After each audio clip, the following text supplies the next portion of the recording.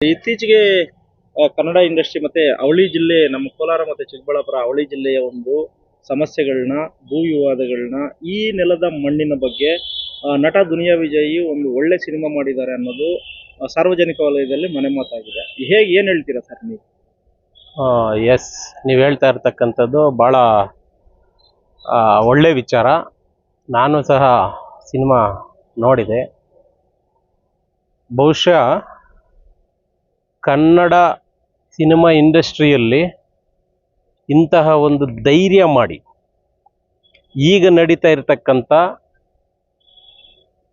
ಚಟುವಟಿಕೆಗಳ ಮೇಲೆ, ಈಗ ನಡೀತಾ ಇರತಕ್ಕಂಥ ವಿಚಾರಗಳ ಮೇಲೆ ಬಡವರಿಗೆ ಏನು ಸಿಗಬೇಕು, ಬಡವರಿಗೆ ನ್ಯಾಯ ಎಲ್ಲಿ ಸಿಗುತ್ತೆ, ನ್ಯಾಯ ಎಲ್ಲಿ ಸಿಗ್ತಾ ಇಲ್ಲ ಅನ್ನೋದ್ರ ಬಗ್ಗೆ ಭಾಳಷ್ಟು ಪರಿಪಕ್ವವಾಗಿ ಸಿನಿಮಾ ಮಾಡಿದ್ದಾರೆ ನಮ್ಮ ದುನಿಯಾ ವಿಜಯ್ ಅವರು. ಅವರಿಗೆ ತುಂಬ ಹೃದಯದ ಅಭಿನಂದನೆಗಳನ್ನು ತಿಳಿಸೋದಕ್ಕೆ ಇಷ್ಟಪಡ್ತಾ ಇದ್ದೇನೆ. ಇದು ಒಂದು ಸಿನಿಮಾ ಅಲ್ಲ, ಬಡವರ ಕತೆ. ಇದು ಬಡಬಗ್ಗರ ಕತೆ, ನಿರ್ಗತಿಕರ ಕತೆ. ಪ್ರತಿಯೊಬ್ಬರೂ ಸಹ ಹಳ್ಳಿ ಮಟ್ಟದಲ್ಲಿರ್ತಕ್ಕಂಥವ್ರೆಲ್ಲರೂ ಸಹ ಹಳ್ಳಿ ಮಟ್ಟದಲ್ಲಿರ್ತಕ್ಕಂಥ ಪ್ರತಿಯೊಬ್ಬರೂ ಸಹ ಕುಟುಂಬ ಸಮೇತರಾಗಿ ನೋಡುವಂತಹ ಸಿನಿಮಾ ಇದು. ಯಾಕಂತ ಹೇಳಿದ್ರೆ ಯಾವುದೋ ಒಂದು ಜಾತಿಗೋ ಧರ್ಮಕ್ಕೋ ಸೀಮಿತ ಆಗಿರ್ತಕ್ಕಂಥದ್ದಲ್ಲ ಇದು.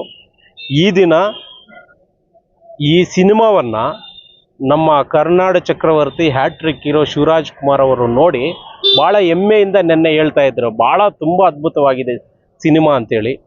ಪ್ರತಿಯೊಬ್ಬರು ನೋಡಬೇಕಾಗಿರ್ತಕ್ಕಂಥ ಸಿನಿಮಾವನ್ನು ತೆಗೆದಿದ್ದಾರೆ ನಮ್ಮ ದುನಿಯಾ ವಿಜಯರವರು.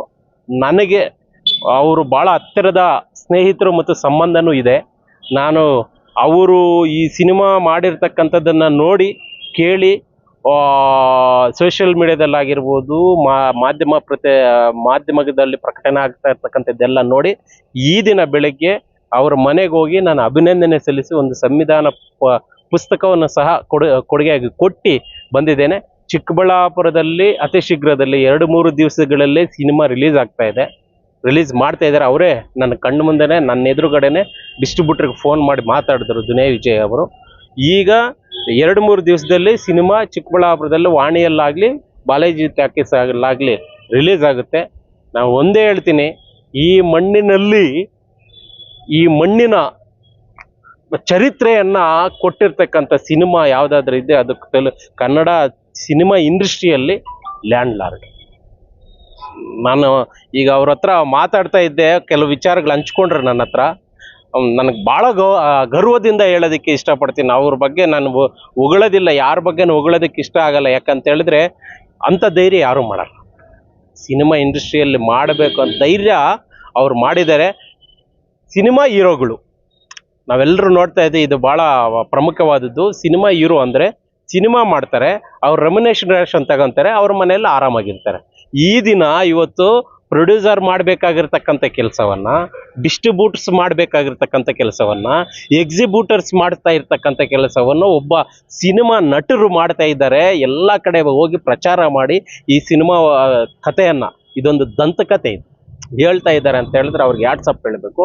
ಪ್ರತಿ ಕಡೆ ಎಲ್ಲ ಕಡೆ ಓಡಾಡ್ತಾ ಇದ್ದಾರೆ. ಚಿಕ್ಕಬಳ್ಳಾಪುರಕ್ಕೂ ಸಹ ಸಿನಿಮಾ ರಿಲೀಸ್ ಆದಾಗ ಬರ್ತೀನಿ ಅಂತ ಹೇಳ್ಬಿಟ್ಟು ನಮಗೂ ಮಾತು ಕೊಟ್ಟಿದ್ದಾರೆ. ಆ ಮಾತಿನ ಪ್ರಕಾರ ಅವ್ರು ನಡ್ಕೊತಾರೆ ಅನ್ನೋ ನಂಬಿಕೆ ನಮಗಿದೆ. ಸಿನಿಮಾ ರಿಲೀಸ್ ಆಗುತ್ತೆ 2-3 ದಿವಸದಲ್ಲಿ.